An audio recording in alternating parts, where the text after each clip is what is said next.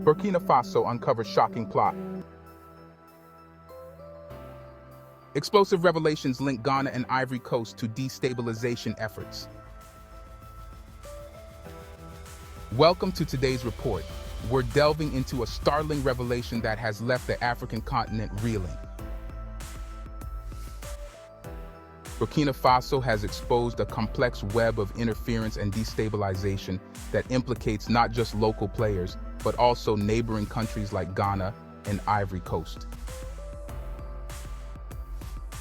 What's more concerning is that this alleged plot appears to have the backing of foreign powers. But before we dig deeper, here's a quick question for you.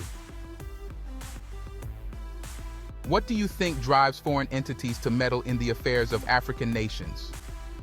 Share your thoughts in the comments below. We'd love to hear your perspective. Burkina Faso's 36-year-old president Ibrahim Traoré has been a beacon of resistance against these forces. Since he took office 2 years ago, he has already faced over 10 assassination attempts. Yet despite the threats against his life, he remains unwavering in his commitment to protecting his country's sovereignty. But the revelations from Burkina Faso's Minister of Security, Mohamed Sana, have taken this conflict to an entirely new level.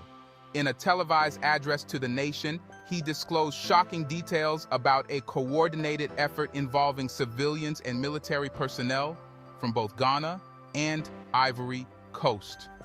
According to Sana, these individuals have been engaged in activities aimed at destabilizing Burkina Faso's government.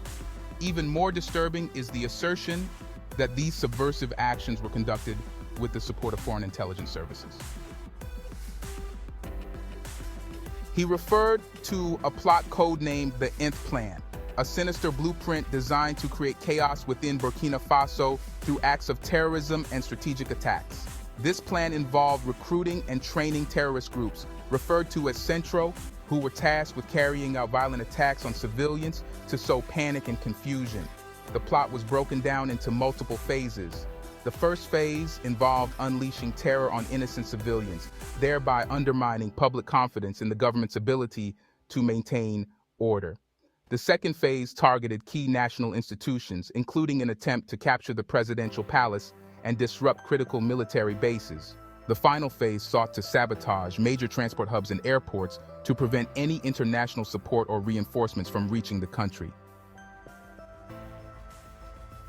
Thanks to diligent monitoring and swift action by the Burkina Faso government, many of these attempts were thwarted before they could be executed. One of the most significant breakthroughs came when authorities apprehended Commander Ahmed, the operational head of the coup attempt.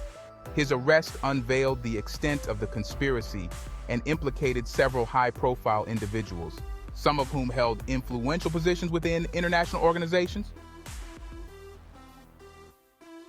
Further investigations uncovered a series of clandestine meetings held across Ghana and Ivory Coast.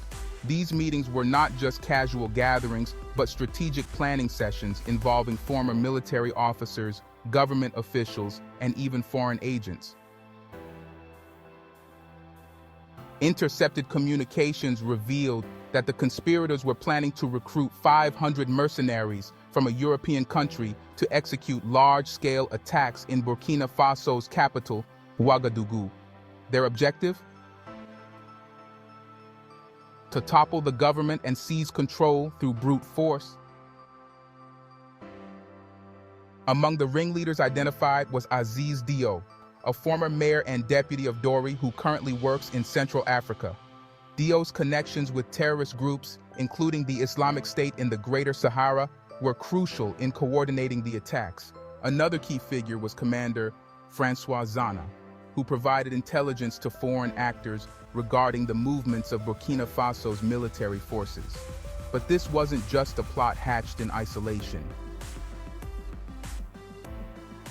The investigation revealed that the conspirators had been consulting with spiritual and occult practitioners to disorient the population and cause widespread confusion.